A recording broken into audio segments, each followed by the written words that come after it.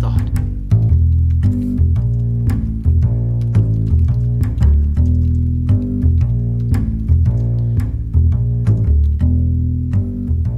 There we go. I just gave my book finger guns.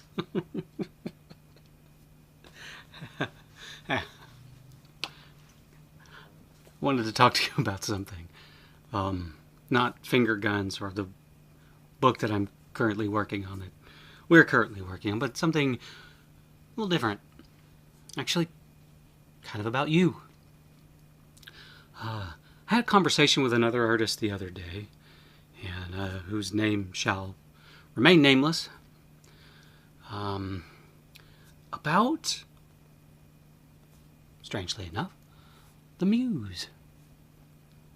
And during that conversation, it dawned on me, and I don't want this to come off in the wrong way, but you know me, and we have a working relationship here where we can say just about anything to each other, right? And we're safe. This is our little safe zone here. But it dawned on me that this person, and very likely a lot of other artists,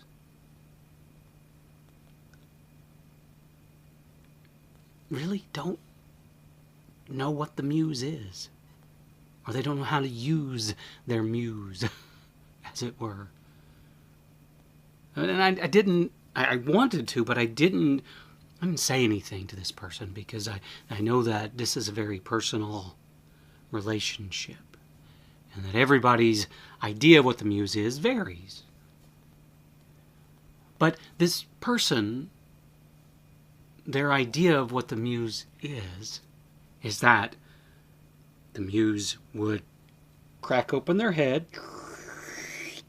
and drop a fully formed idea into their head, and there it was. A prefabricated story wherein all they needed to do was put words to the idea.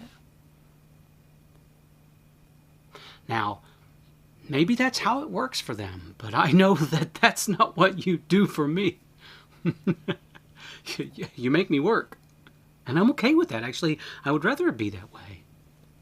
And I feel like what I should have said was, at least for me, what the muse does is that you will plant an idea into my head, just the kernel of an idea.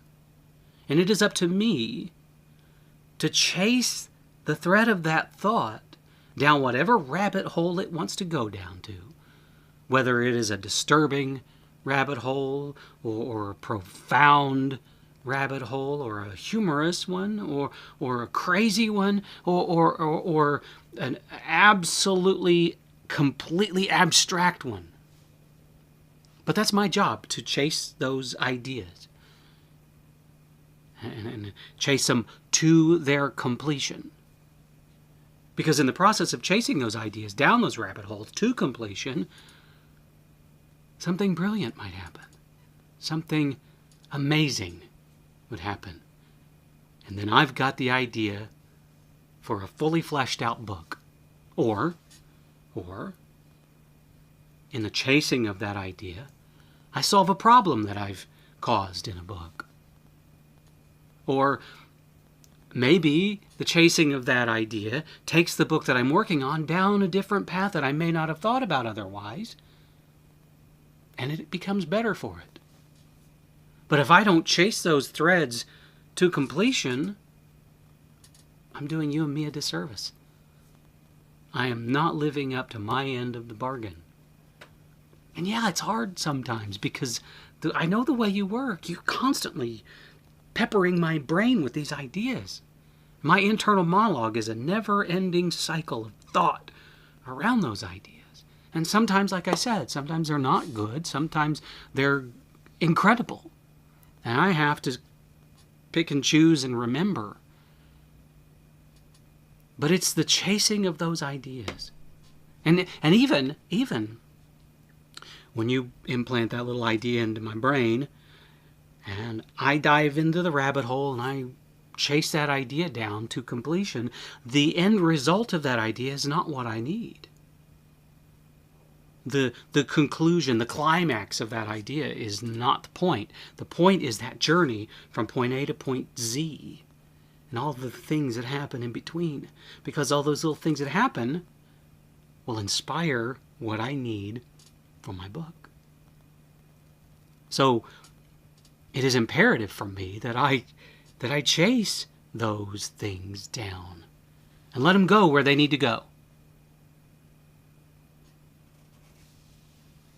So I've always found, and I found this to be true for me since day one, that when the thought begins and I start chasing it, I have to let it organically evolve.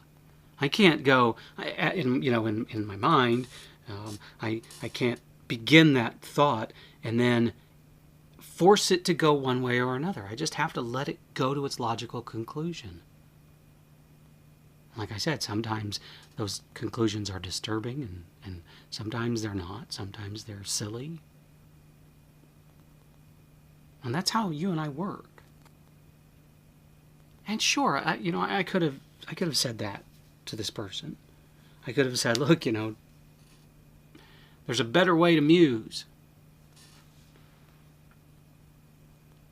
Maybe not a better way, maybe a more organic, logical way.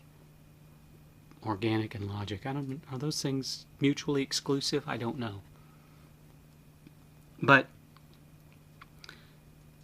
if I don't let that happen, if I don't fulfill my end of the bargain and flesh out or allow those ideas that you plant in me to flesh out, then I'm going to be lost. So yeah, the very idea of a muse, for me, is not waiting for the universe to tell me what I'm supposed to be doing next.